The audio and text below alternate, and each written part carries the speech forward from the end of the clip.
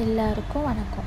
இன்றைக்கி நம்ம தமிழில் தமிழ் எண்கள் எப்படி படிக்கணும், ஷார்ட்கட் என்ன, எப்படி ஞாபகம் வச்சுக்கணுன்றது தான் பார்க்க போகிறோம்.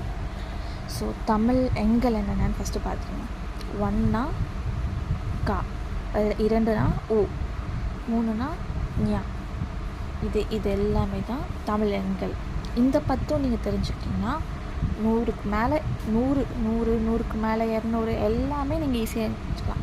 இப்போ 32 அப்படின்னு கேட்டாங்கன்னா என்ன போடுறோம், இதையும் ஓவியம் போட்டால் 32, 32. ஓகேவா?